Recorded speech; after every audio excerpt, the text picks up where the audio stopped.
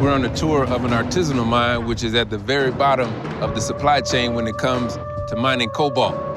Over here is just an open air pit that's just full of holes, and every hole is a tunnel that runs from 15 to about 40 meters deep.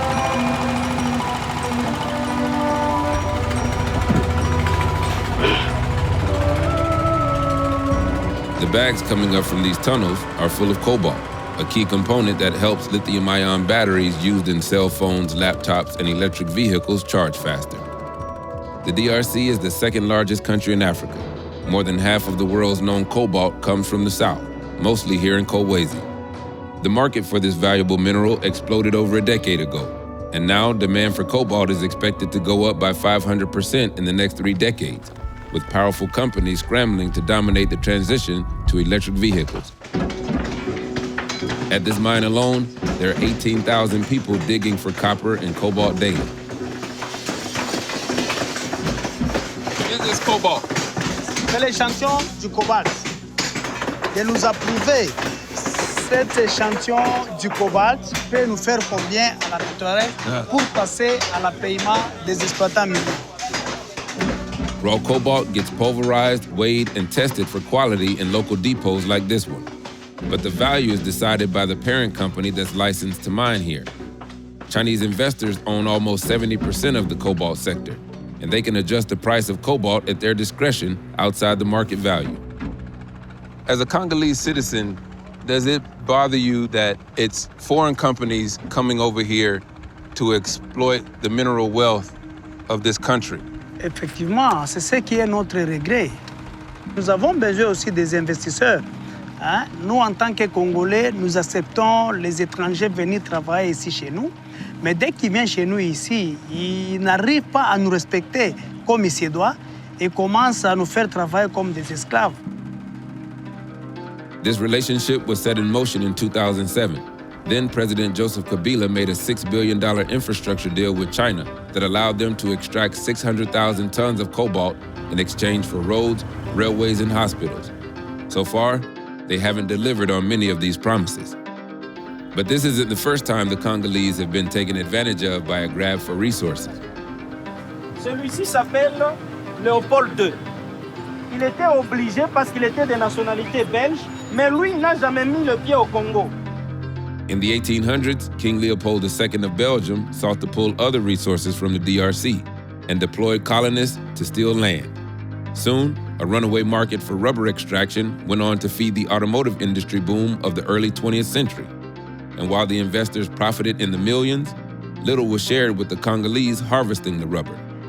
The DRC gained its independence in 1960, but was left with weakened institutions, no infrastructure for education, and a devastated local economy, all of which set the groundwork for decades of failed leadership and installed dictators. And today, the Congolese government allows foreign investors to capitalize on Congo's resources at the expense of its own people.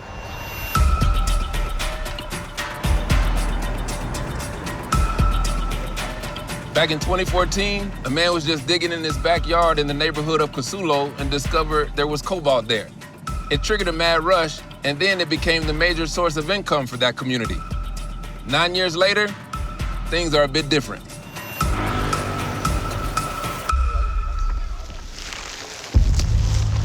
Junior Kasango Kamuza ran this simple tunnel, finding enough cobalt to provide for his family. But with mining companies now defining the economy here, diggers like Junior can only take home a fraction of what they made before. Tulichimmaga nje mu famille na balo kwangu tunachimma ina nina demo kampasura ko kaloko 44 metres i avini na i avini 120. Do you still sell cobalt from this mine?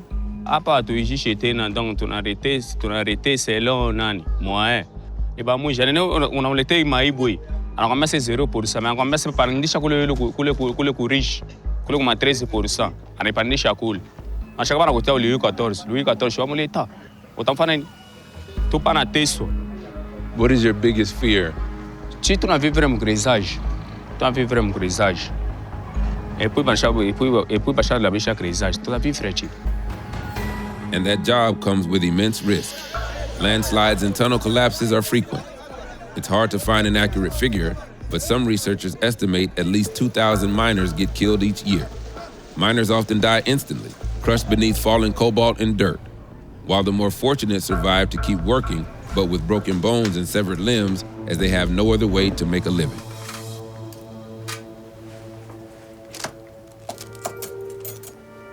On enlève d'abord ce qui est mort là, et puis on commence à tout ce qui est nécrosé. Hein? Right now, the doctor and his team are with a patient who had a mining accident where part of his thumb was crushed, and as a result, they're having to remove part of that thumb.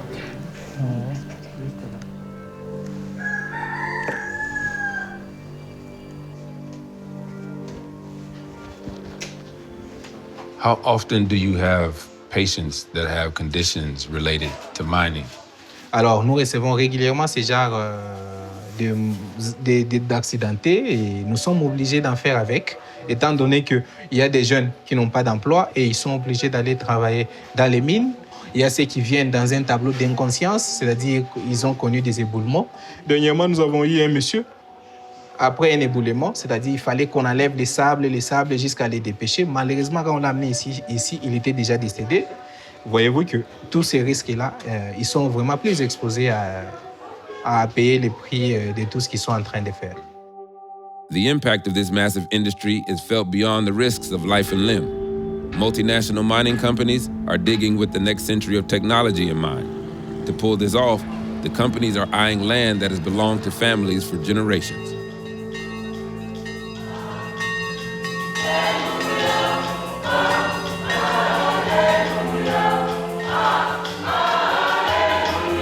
We're at the Easter service in Chabula, a village in Cobalt that's been here for decades. And now the people who live here are under threat of eviction because the land that this village sits on is full of cobalt. Jambo sana. Jambo sana. Esperance Chabula never expected the mining company next door to get so big. For the last 5 years, she's watched as it's progressively expanded, coming closer and closer. Even though Mama Esperance is chief of this village, she says she was never given a choice whether to move or not. Instead, she was handed an agreement between the government and the mining company to take her land, already signed. Mama Esperance, can you tell me what these numbers on the side of these homes mean? Hii manimero wanakuwa kudelocalize. Donc, nani commis, société commise. Njo inakuwa kubeba kudelocalize How long do you think it will be before you and your family have to leave this village? Me aina na temps mrefu, 5 mois, 7 mois. Atukuyeke batakuya huko njo pale tukaanza kuyenga porque mgini ifa nini? Shi benyewe njo tuyenga village yetu. Na mikono yetu she benyewe, na fond yetu she benyewe. Aina makuta ya entreprise ou bien makuta ya nini. Donc gouvernement njo inakuwa sani par force. When it comes to land ownership, responsibility does lie in the hands of the government, the ones who brokered the contracts to mine here.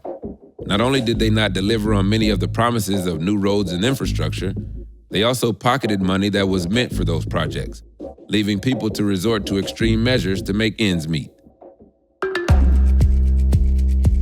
This mountain right here is made up of dirt from industrial mining, and it still contains remnants of cobalt. We got word that there are people down here digging for those scraps. Trucks from the industrial mine next door dump hundreds of tons of leftover dirt.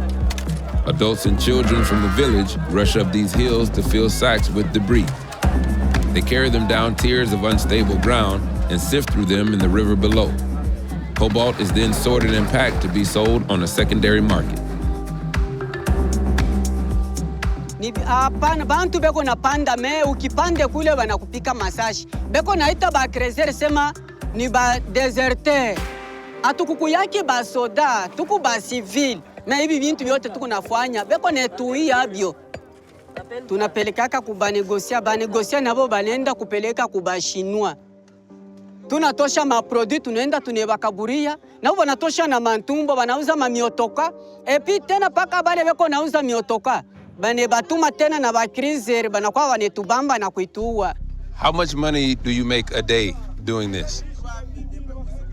Ile makuta mina pataka journée niko na batoto ba mingi batoto 8 niko na hii makuta 7000 francs congolais. You have 8 children, and I see a lot of children here. Many of these kids probably should be in school. Na batoto, imagine, mu journée ya leo, mina pata seulement 8000 francs. Batoto watafunda je? Makuta kufundisha batoto inashindikana, niko infirmier. Families who can't afford to send their kids to school are forced to send them to the mines. Researchers estimate there may be thousands of children working in Kolwezi, some as young as 5.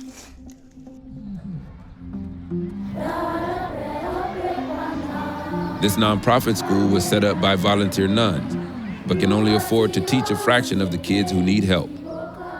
Nearly every student here is a former child laborer.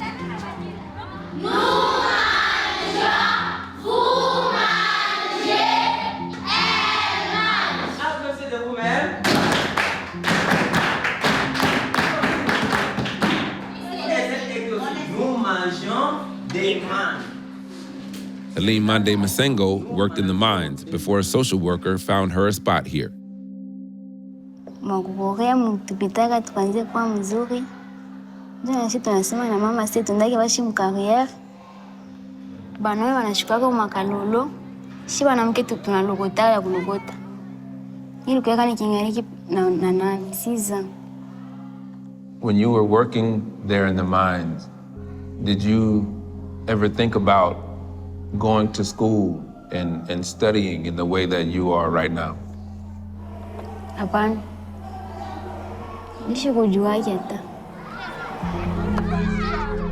This school is a fix for the lucky few in a land where long-term solutions are needed for the many. The scars of colonialism in the DRC are undeniable, yet history seems to be repeating itself. The business of unearthing precious resources from the DRC today suggests an economy much like the one that devastated it 100 years ago. Bananyeshaka wasema funda masomo uchunga baluku wako. Kama unaisha masomo njoo kwenye kwa na hoto nyako na wewe nani yako maisha yako ya mzuri. Ule mkariere hamna tena kinyi. Mkariere ni danger palufu na uzima. Kuku masomo njoo uzima wote wa milele ni pako kuku masomo.